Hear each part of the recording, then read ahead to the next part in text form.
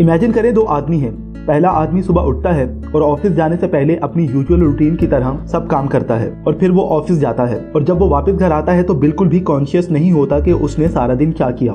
वो junk food खाने लगता है जो उसने ऑफिस से घर आते हुए खरीदा था और टीवी देखने लगता है, जबकि उसकी वाइफ उससे बात करने की कोशिश कर रही होती है और उसका ध्यान टीवी की तरफ होता है और घंटों बस सोशल वेबसाइट पर लगा रहता है। उसे अपनी हेल्थ और टाइम की भी परवाह नहीं होती। जबकि दूसरा आदमी सुबह उठता है जिसे पता होता है कि उसने जिंदगी में क्या करना है। वो मेडिटेशन और एक्सरसाइज करता है और खुशी से ड्राइव करते हुए अपने बिजनेस पर जाता है और पैशनेटली काम करता है अपने बिजनेस की अच्छी ग्रोथ के लिए। तो वो वापस घर आता है, अपनी वाइफ के साथ डिनर करता है और अपनी फैमिली के साथ टाइम स्पेंड करता है और वो जानता है कि वो अपनी जिंदगी में क्या कर रहा है और क्या वो करना चाहता है। तो क्या आप बता सकते हैं कि इन दोनों आदमियों में से सेल्फ स्टीम किसका ज्यादा होगा? जब भी आप कुछ जानते हुए भी इसको इग्नोर करते हो और अनकॉन्शियसली कुछ और करने लगो, तब समझ लेना कि आप अपना सेल्फ स्टीम कम कर रहे हो। यही हमारा पहला पिलर है, the practice of living consciously. दूसरा पिलर है the practice of self acceptance. For example, एक आदमी जब भी शीशे में खुद को देखता है तो उसे उसकी नाक बहुत बड़ी लगती है। वो डिफरेंट एंगल से शीशे में देखता है और कहता है कि काश मेरी नाक इतनी बड़ी ना होती या काश मैं जॉन जैसा हो जाऊं। लेकिन शायद वो अपनी प्रॉब्लम एक लिमिटेड पर्सपेक्टिव से देख रहा है। वो समझता है कि वो अकेला ही ऐसा है दुनिया में जिसकी नाक बड़ी है। लेकिन अगर हम अपने नजरिए को थोड़ा एक्सपैंड करके देखें तो हजारों लोग ऐसे हैं जिनके साथ सेम यही प्रॉब्लम है, लेकिन वो इस प्रॉब्लम को अपने सर पर सवार नहीं करते और ना ही इस बारे में ज्यादा सोचते हैं और यही चीज उन्हें यूनिक बनाती है। So stop resisting any part of your self. आप अपने आप को टॉर्चर करने के लिए पैदा नहीं हुए। आप जो हो, जैसे हो वैसे ही रहो। दूसरों की तरह बनने की कोशिश मत करो। इसके बाद तीसरा पिलर है the practice of self responsibility. जिन लोगों में सेल्फ स्टीम होता है वो अपनी लाइफ में होने वाले प्रॉब्लम्स का जिम्मा दूसरों पर नहीं डालते। वो इसकी जिम्मेदारी खुद पर लेते हैं और कुछ गलत होने पर करेक्टिव एक्शन भी लेते हैं। दुनिया में हर जगह आपको ऐसे लोग मिलेंगे जो खुद को छोड़कर दूसरों को अपनी गलती के लिए ब्लेम करते हैं। जैसा कि स्कूल टाइम में डी ग्रेड आने पर अगर हम ये कहते हैं कि हमारी टीचर ही अच्छा नहीं पढ़ाती, या फिर एक आदमी कहता है कि मैं महंगी चीजें अफोर्ड नहीं कर सकता क्योंकि मेरे बहुत मेहनत करने के बाद भी मेरा बॉस मुझे अच्छी सैलरी नहीं देता। ऐसे लोग दूसरों को ही ब्लेम करते हैं और खुद को बदलना भी नहीं चाहते।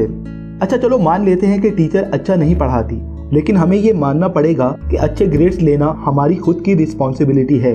हम अगर और अच्छे से पढ़ाई करें और मेहनत करेंगे तो हमारे भी अच्छे ग्रेड्स आ सकते हैं। और दूसरी तरफ मुझे ये मानना होगा कि ज्यादा अच्छी इनकम भी मेरी खुद की ही रिस्पॉन्सिबिलिटी है और इसके लिए मुझे बुक्स पढ़नी होंगी, मेंटोर्स ढूंढने होंगे, नई नई चीजें ट्राई करनी होंगी जो मेरी नॉलेज और इनकम को बढ़ा सकें।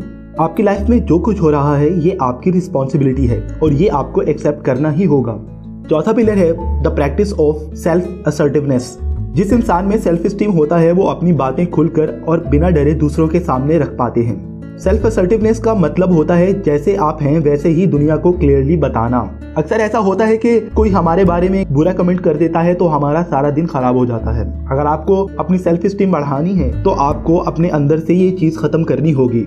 मान ले कि आपके दोस्त आपको शराब पीने को कह रहे हैं और ये ऐसी चीज नहीं है जो आप करना चाहते हो, तो आपको सेल्फ असर्टिव होना होगा और आपको मना करना होगा, चाहे जो भी हो जाए। अगर आप अपनी लाइफ में कोई बाउंड्री नहीं खींचेंगे तो कोई इसकी रिस्पेक्ट भी नहीं करेगा। जितने सेल्फ असर्टिव आप बनते जाएंगे उतनी रिस्पेक्ट आपकी बढ़ती जाएगी। पांचवा पिलर है the practice of living purposefully. क्या आपने कभी फील किया है कि आप एक भूल भुलैया में फंस चुके हैं और आप बाहर निकलने की कोशिश कर रहे हैं लेकिन आपको बाहर निकलने का दरवाजा नहीं मिल रहा? बहुत से लोगों की लाइफ भी बिल्कुल ऐसी ही है। वो लोग सुबह उठते हैं, काम पर जाते हैं और जब वापस घर आते हैं तो सारी रात टीवी देखकर गुजारते हैं। ये लोग इतने अनकॉन्शियस होते हैं कि अपने काम और प्रॉब्लम के बारे में भी भूल जाते हैं। हर दिन उनका ऐसे ही गुजरता है क्योंकि उनकी लाइफ में उनका कोई पर्पस नहीं होता। Don't burn your life living like a zombie. काम पर जाना, सोना, उठना, फिर काम पर जाना, अगर बीमार पड़ गए तो दवाई खाना और फिर से काम पर चले जाना। मैं ये नहीं कह रहा कि अपनी जॉब को क्विट कर दो। मेरा मतलब है कि पर्पस के साथ जियो, अपने कदम इम्प्रूवमेंट की तरफ बढ़ाओ। जब आप अपने पर्पस को ढूंढ लें और आप मेहनत करें तब फिर आपको आपकी लाइफ खुशी देगी, चाहे जो भी हो जाए। जरूरी नहीं है कि पर्पस बड़ा या छोटा हो, ये बहुत सिंपल भी हो सकता है, जैसा कि मैं अपनी बॉडी का और ज्यादा ख्याल रखूंगा और एक्सरसाइज करूंगा। जब तक आपके पास एक पर्पस हो आप अपनी सेल्फ स्टीम को बढ़ा सकते हो। छठा पिलर है the practice of personal integrity. हम अक्सर बात करते हैं मुल्क में करप्शन को रोकने की, पर ट्रैफिक पुलिस को 50 रुपए की रिश्वत खिलाकर 200 रुपए का चालान बचा लेना हमें बहुत समझदारी की बात लगती है। इसे कहते हैं मजबूत उसूलों की कमी। ऐसे लोगों में ना सेल्फ स्टीम होता है, ना ही दूसरे लोग उनकी रिस्पेक्ट करते हैं। यहाँ हमने वो 150 रुपए तो बचा लिए, लेकिन बदले में हम अपनी नजरों से खुद को गिरा लेते हैं। क्या आपको लगता है कि ये फायदे का सौदा है? ये था आखिरी pillar, the pillar of personal integrity. ये बातें मैंने आपको 6 pillars of self esteem by Nathaniel Branden से बताई हैं। तो दोस्तों, इस बुक में और भी कई अच्छी बातें बताई गई हैं। अगर आप ये बुक खरीदना चाहते हैं तो नीचे डिस्क्रिप्शन में दिए गए लिंक पर जाकर खरीद सकते हैं। मुझे उम्मीद है आपको ये वीडियो पसंद आई होगी। अगर आप ऐसी और भी वीडियोस देखना चाहते हैं तो मेरे चैनल को सब्सक्राइब करें और इसके साथ बने बेल के आइकन को भी दबा दीजिए, ताकि आपको मेरी हर नई वीडियो के नोटिफिकेशंस मिलते रहें। वीडियो को लाइक कीजिए और शेयर कीजिए अपने फ्रेंड्स के साथ, ताकि उन्हें भी नई बातें सीखने को मिलती रहें। तब तक के लिए टेक केयर।